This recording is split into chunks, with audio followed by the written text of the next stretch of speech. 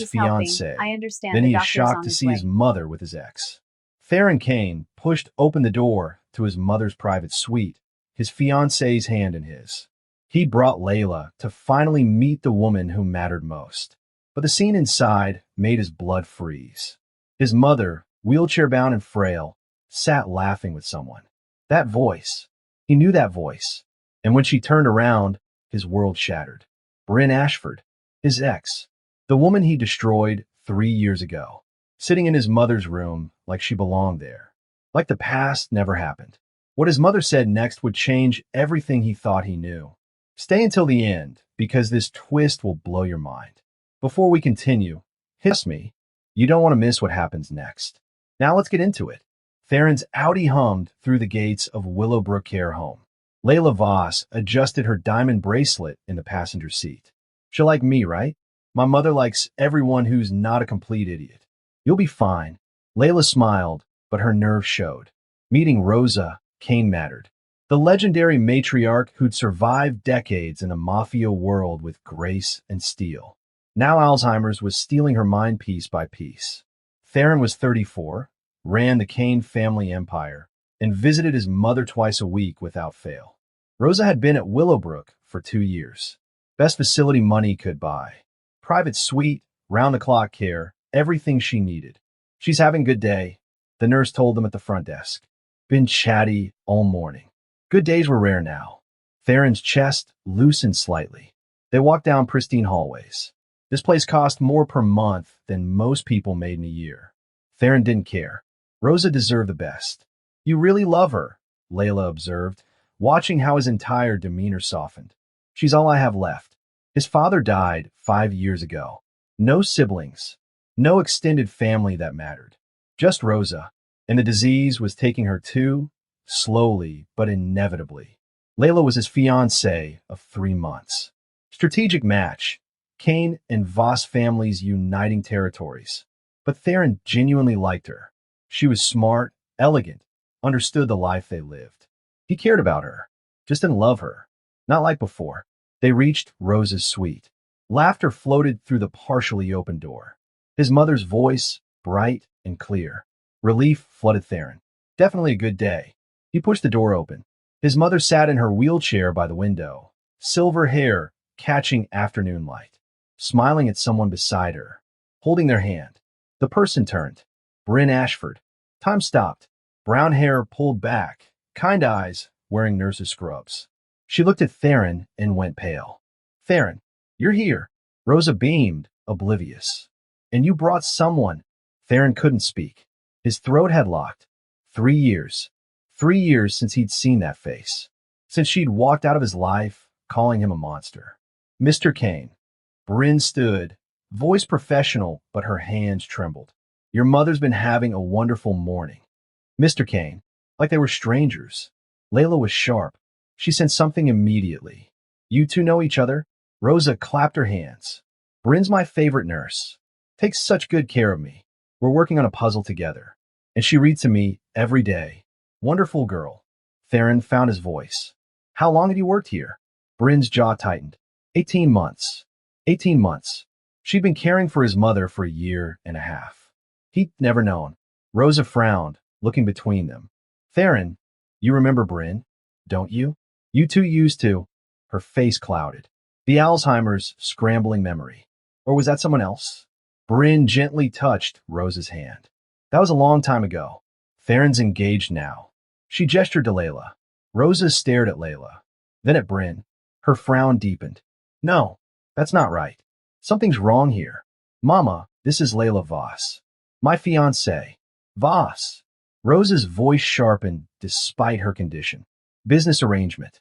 I know one when I see it. She looked at Bryn. This one's different. This one mattered. Bryn flushed red. Rosa, I should give you privacy with your family. Don't go. Rosa grabbed her hand desperately. You promised we'd finish the puzzle. Bryn looked trapped between duty and history. Your son and his fiancée are here to visit. I'll come back after. No, stay, please. Rosa's voice rose, agitated.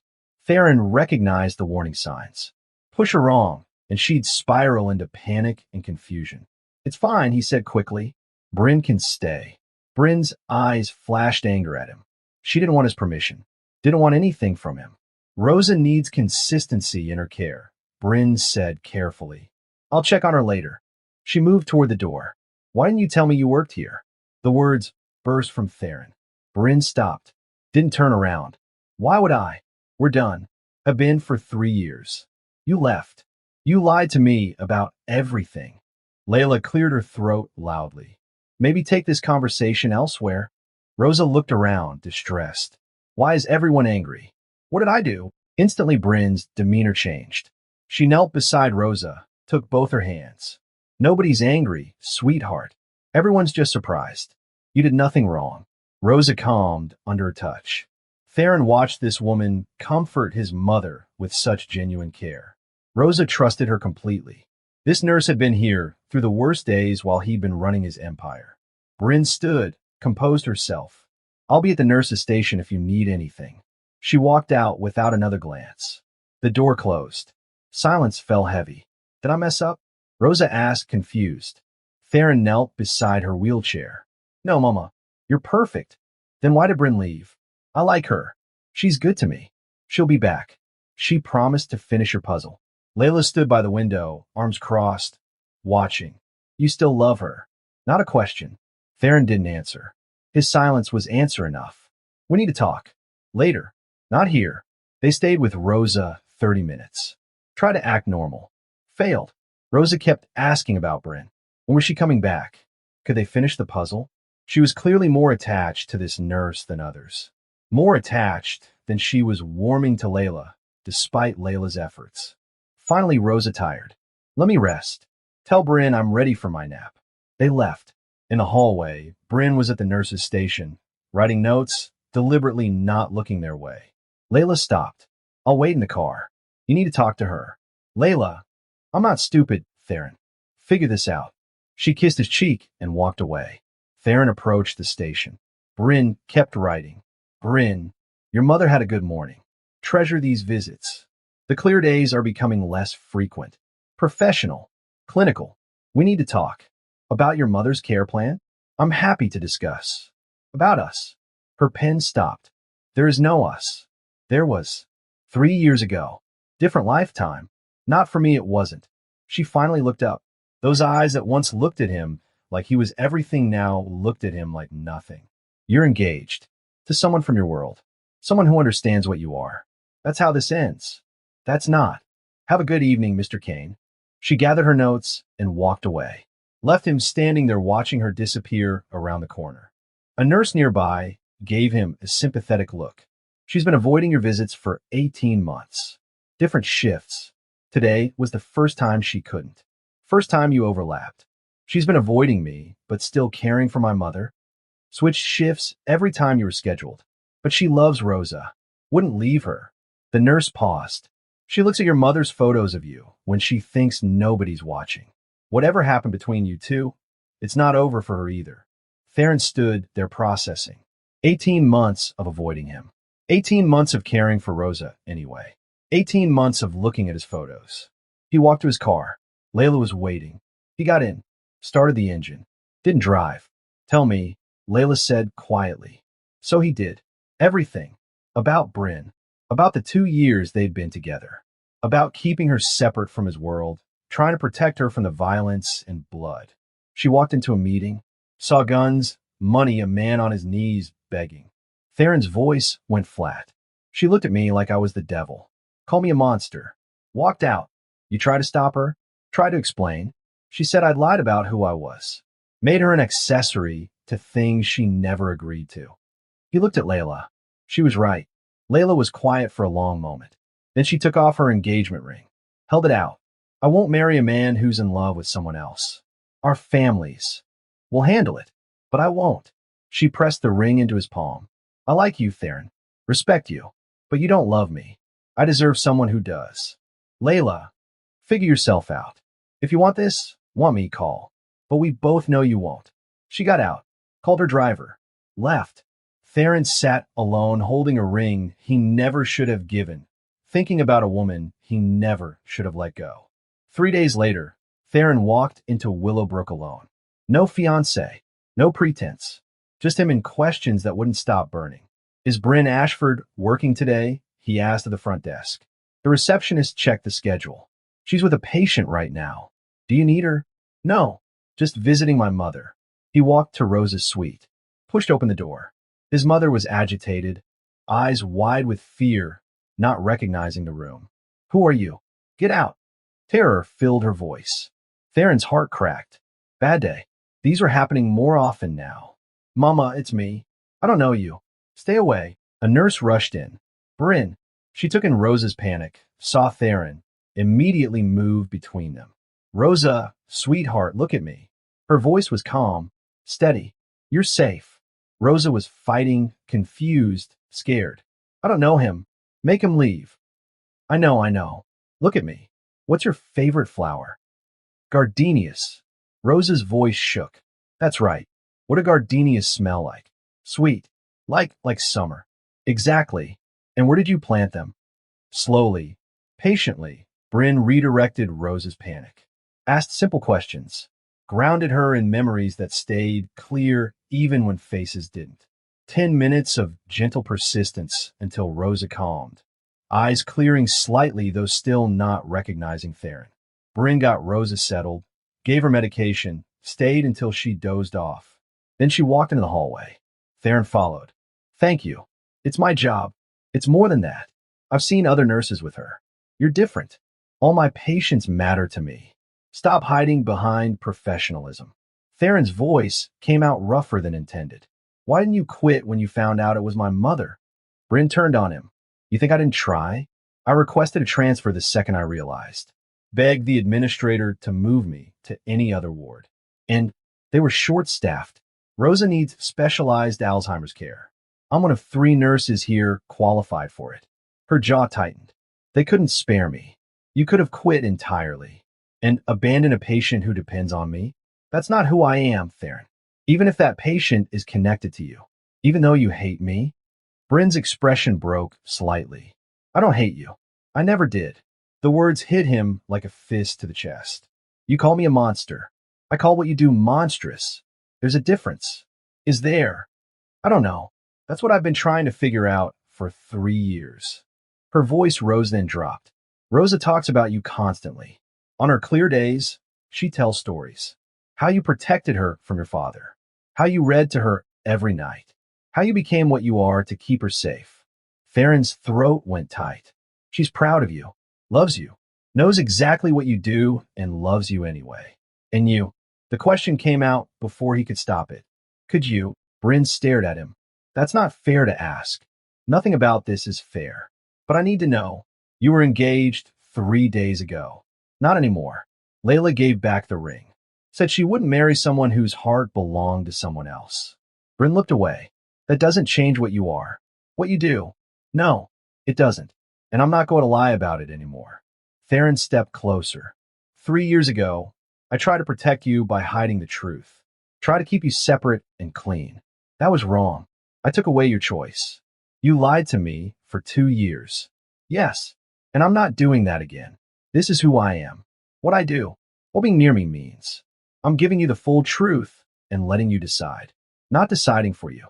Bryn's eyes filled with tears she refused to let fall. I have other patients. She walked away. Didn't say no. Didn't say yes. Just walked away. Theron came back the next day. And the next. Sometimes Bryn was there. Sometimes she wasn't. When she was, they talked. Small conversations at first. Surface level. But talking. Rosa had more bad days than good now. But when she was clear, she pushed them together relentlessly. You two are idiots. Dancing around each other. Life's too short for this nonsense. Mama, I'm dying, not blind.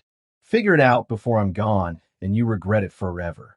1 week after Layla left, Theron caught Bryn in the break room during her lunch. Have dinner with me. Theron, real dinner. Not hospital cafeteria coffee. An actual date. Why? Because I'm done pretending I don't want you in my life. Because you're done pretending you don't still care. Because my mother's right and life's too short.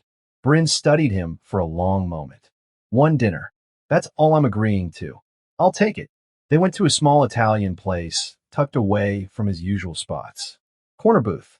Quiet. Just them. This feels like starting over, Bryn said, nervous with her napkin. Maybe that's what we need. Clean slate. Can we have that? After everything?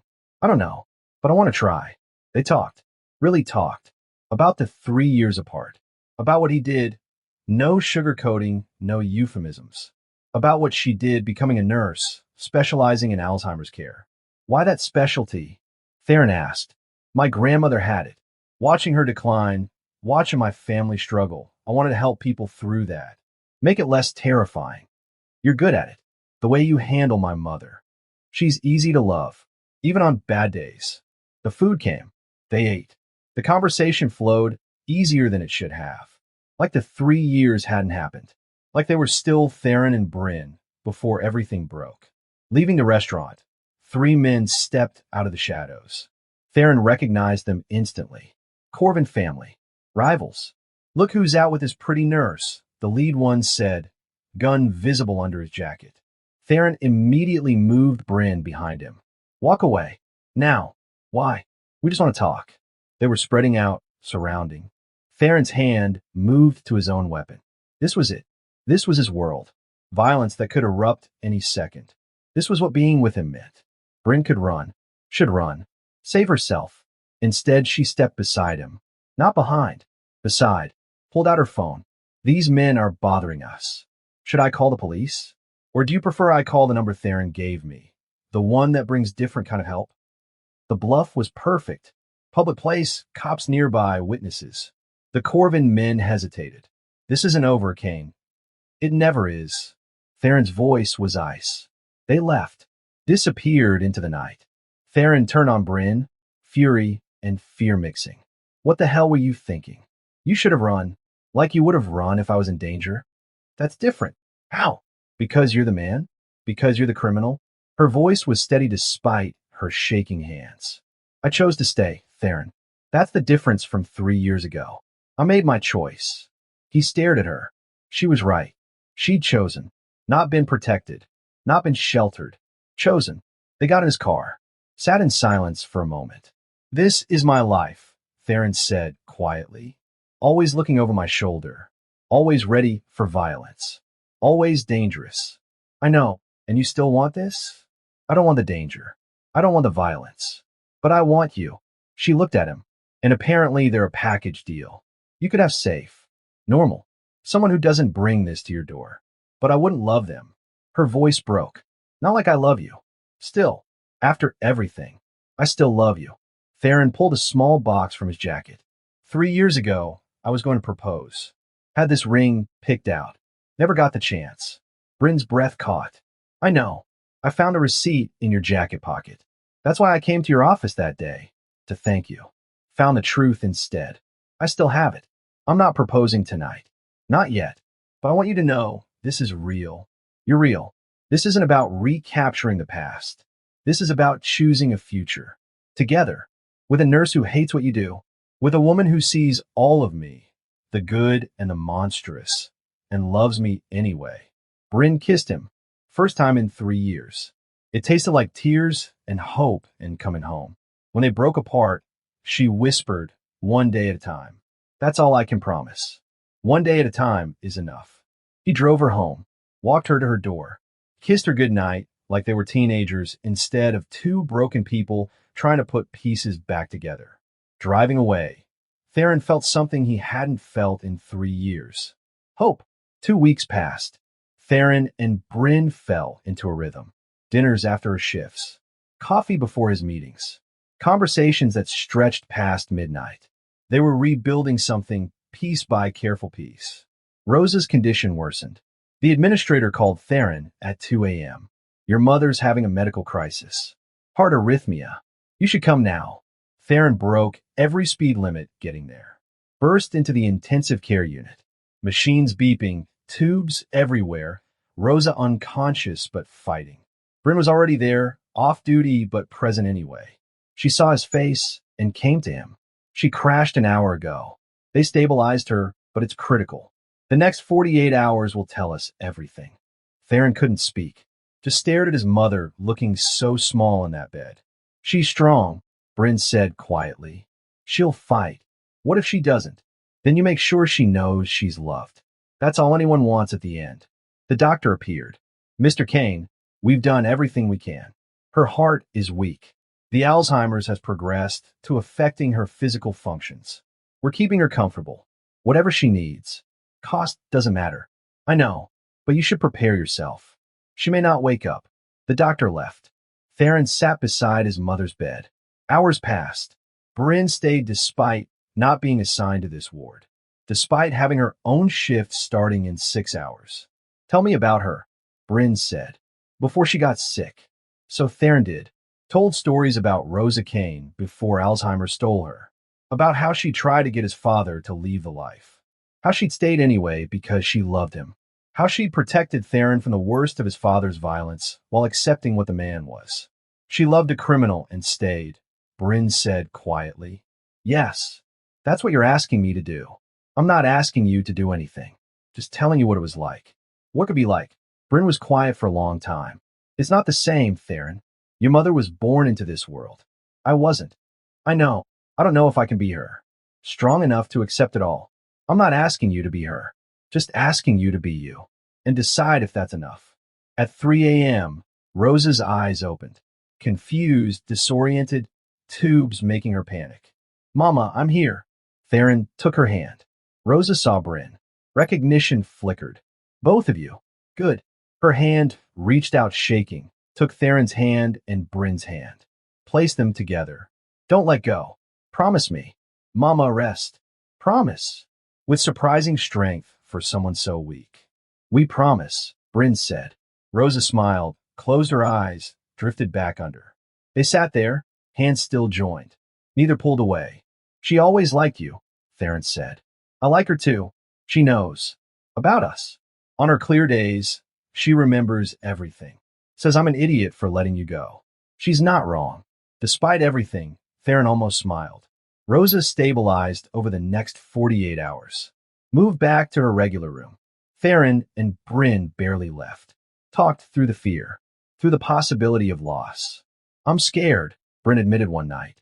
Of this. Of you. Of what loving you means. I'm scared too. Of losing her. Of losing you again.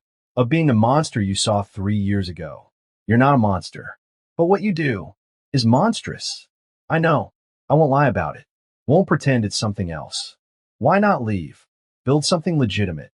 Because my father built this empire. My mother stayed loyal to it. Leaving feels like betraying them both. Even if it costs you everything else. Theron looked at her. What if I did?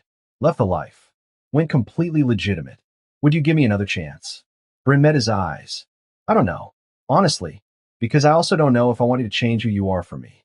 That's not love. That's control. Then what do we do? Figure it out. Together. If you can actually be honest this time. I can. I will. Layla visited one afternoon.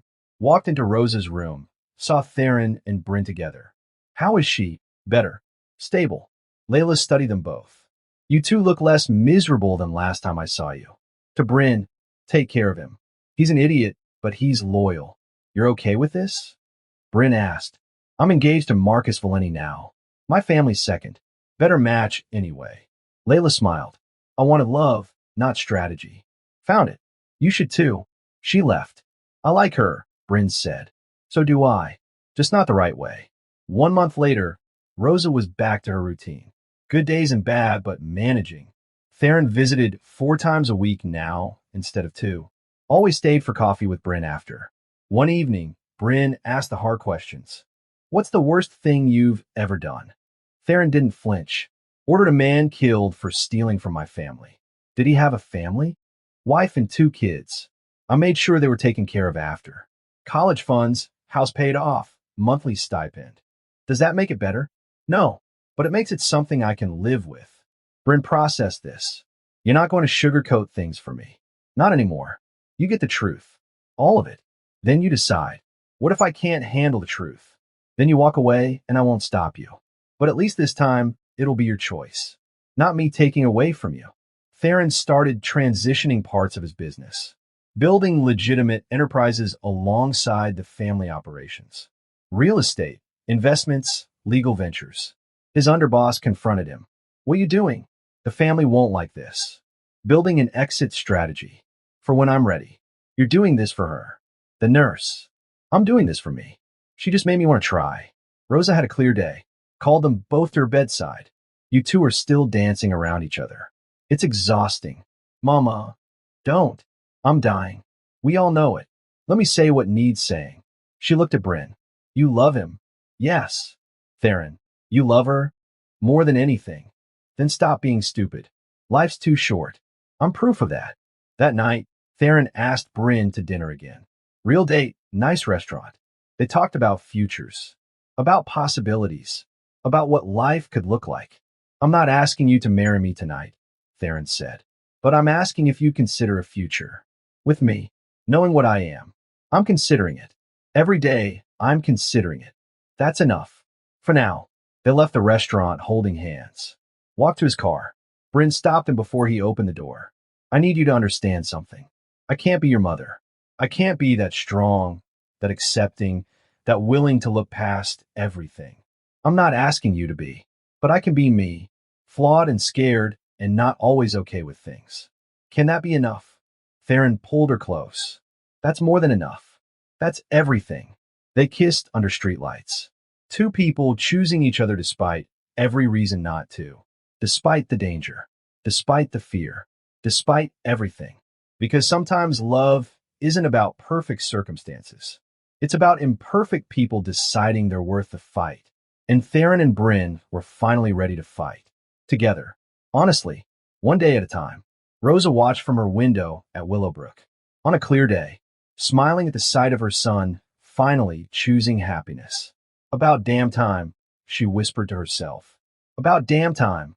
6 months passed. Rosa declined steadily. More bad days than good. But Bryn was there. Theron was there. They faced it together. Theron had transitioned 60% of his business to legitimate operations. Still ran the family, but differently now. More strategic, less violent. Building something that could eventually be clean. Rosa had one last truly clear day. She called them both to her bedside. Her eyes were sharp, present, knowing. I don't have much time. We all know it. Mama, don't. Hush. Let me say this. She looked at Theron. You're a good man in a bad world. Don't let the world win. To Bryn, you're strong enough for both of you. Don't forget that. To both, love each other. Fight for each other. Choose each other every single day. That's all that matters. She closed her eyes, peaceful. That's all I wanted. To see my boy happy before I go. 3 weeks later, Rosa Kane passed away in her sleep. Bryn was holding her hand on her shift. Theron arrived 10 minutes after. They held each other and grieved. The funeral was massive. Legitimate business people and criminals side by side. Everyone who'd known Rosa came to pay respects. She'd been loved by both worlds.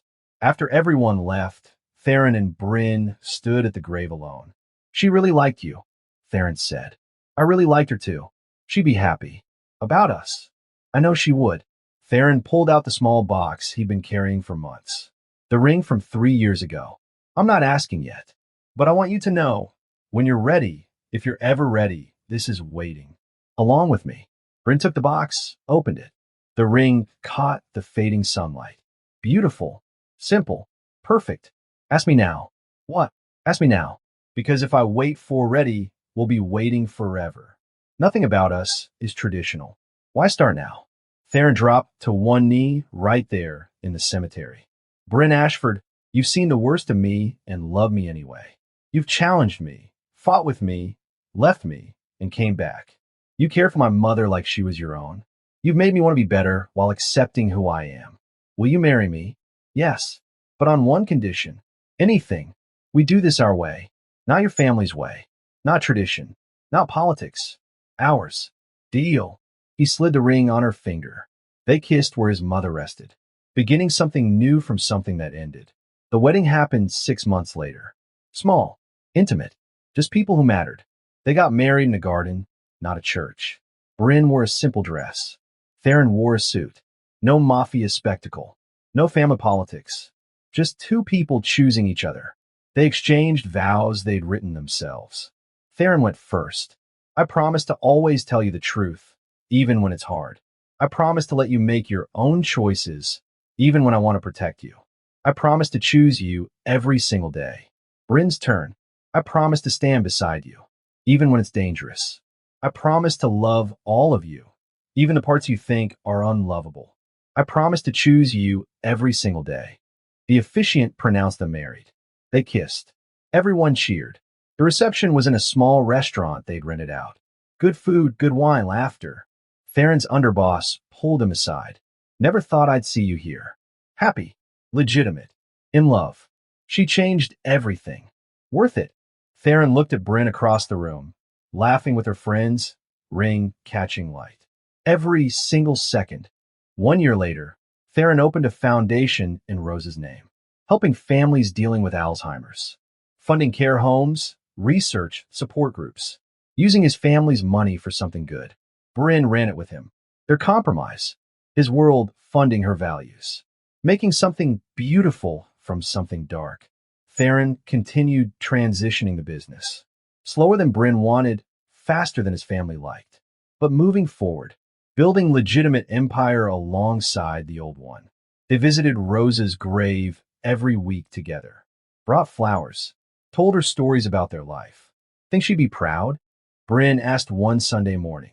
I know she would be. Bryn's hand rested on her stomach. Early pregnancy. They hadn't told anyone yet. Think we can do this? Raise a kid in this world. We'll do it our way. Like everything else. Think it'll work? It has to. This is our family now. 2 years after Rose's death, Theron was almost entirely legitimate. Still had connections, still had influence, but the violence was behind him. He built something new, something clean. They bought a house. Not mansion, just a home. Big enough for the family they were building. Small enough to feel real. Had dinner parties with normal people who had no idea about the past. Asked normal questions. Lived normal lives. Sometimes late at night, Bryn would think about the terrified woman who'd walked into that office 3 years ago. Who'd seen guns and blood and run. Who'd called the man she loved a monster. That woman was gone.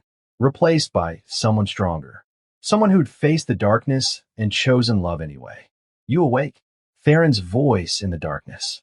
Yeah, thinking about how far we've come. He pulled her closer. Long way from that first night at the care home. You were engaged to someone else. Briefly. Wrong person. And now I'm married to the right one. Their daughter started crying from the nursery. They both got up. Theron got there first, picked up their baby girl, rocked her gently. Bryn watched from the doorway. This man who'd been a Mafia boss, now singing lullabies at 3 a.m. You're good at this, she whispered. Had a good teacher. My mother. She'd love her granddaughter. She already does. Wherever she is. They put the baby back down. Went back to bed. Tangled together in sheets that smelled like home and safety and future. Theron traced patterns on Bryn's shoulder. Any regrets? About choosing you? Not one. About everything else? The fear, the danger, almost losing everything. Bryn thought about it. Really thought. No, because all of it led here. To this moment. To us. To her. She gestured toward the nursery. To the life we built from ashes. That's insane. We're insane. Always have been. They fell asleep like that. Two people who shouldn't have worked, but did.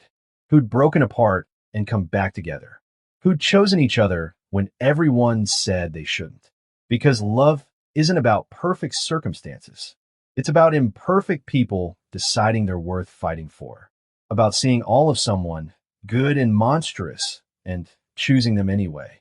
About standing in a care home and recognizing the person you destroyed. About rebuilding from ruins. About second chances and hard truths and choosing love over fear. Theron and Bryn had chosen. Every single day, they chose. And that made all the difference. The next morning, they took their daughter to Rose's grave. Placed flowers. Told her about the granddaughter she'd never meet but would have loved fiercely. We did it, Mama, Theron whispered. We figured it out. Just like you said. Bryn's hand found his. Their daughter cooed in her carrier. The sun broke through clouds. They stood together as a family. Built from impossible circumstances. Forged from pain and love and truth. And somewhere, Rosa Kane smiled. Share this with someone who needs to hear that sometimes love means seeing all of someone, the good and the bad, and choosing them anyway. Because stories like Theron and Bryn's, they remind us that second chances are real, that honesty is harder than perfection, that choosing each other every day is what makes love last, that the most broken beginnings can lead to the most beautiful endings. Thanks for watching.